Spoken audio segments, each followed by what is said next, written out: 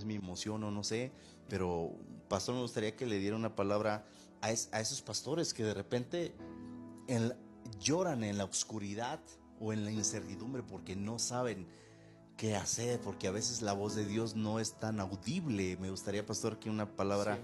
para ellos.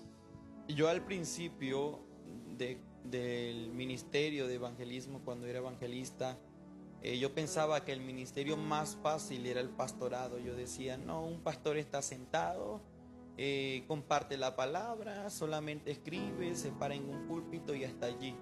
Pero no sabía las luchas que hay detrás de todo eso, las pruebas, los momentos muchas veces de soledad que sienten ellos o los momentos de aflicción.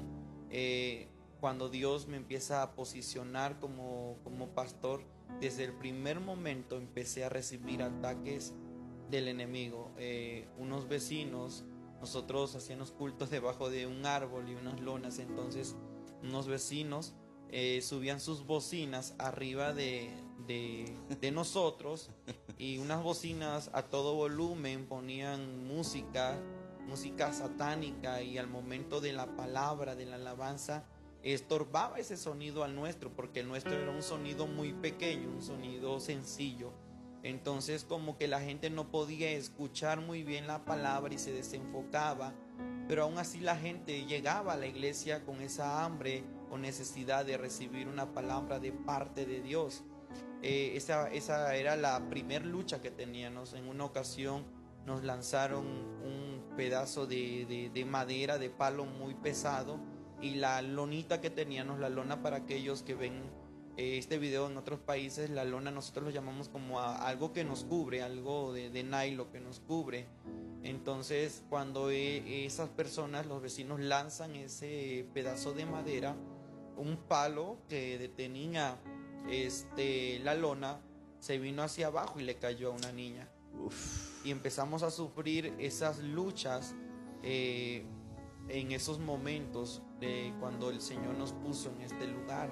Luego nos lanzaron agua en una ocasión que estábamos alabando a Dios, y esa agua le cayó a los aparatos, y pues nuestros aparatos con mucho esfuerzo habíamos comprado esos aparatos, ese equipo, y como que nos lanzaron agua, y eran luchas constantes. Entonces nosotros nos sometimos a oración, ayuno, a servir. Tengo en mi concepto, o yo sé en mi persona, cuál es la clave para tener un respaldo de parte de Dios, y la clave es la perseverancia. Entonces nosotros fuimos perseverantes, constantes en el Señor, del cual no nos importaron las barreras y obstáculos, y es allí donde Dios se agradó y empezó a abrirnos las puertas de bendiciones. Pero no fue solamente ese el problema que tuvimos, o el problema que tuve cuando el Señor me llamó como pastorado. Con el pastorado, otros problemas que tuvimos fueron hechizos que enterraron en la iglesia. Hechizos, brujos, hechiceros enterraron hechizos, y los tuvimos que sacar en el nombre de Cristo Jesús. Destruimos todo argumento del diablo en el nombre de Jesús. Y la primera vez que yo llegué aquí, recuerdo que se me presentó un joven en un sueño y me dijo: ¿por qué has venido a pisar mi territorio? Y él me dijo: yo soy Ángel. Y yo lo miraba como un joven, y me dijo: yo y mi familia estamos aquí. Ellos no vivían aquí literalmente, pero realmente cuando nosotros sacamos los hechizos que Dios ya nos había advertido que había, se sacaron huesos de personas. Entonces no sabemos cuántos años tenían esos huesos, y los sacamos y los destruimos en el nombre de Jesús. Aún tenemos fotos, evidencias, y ahí, desde ahí empezamos a ver un mayor respaldo de parte de Dios, y ahí las bendiciones de Dios se desataron aún más. ¿Por qué? Porque habían hecho argumentos satánicos, y por el cual a veces no veíamos las bendiciones de Dios llegar a nosotros.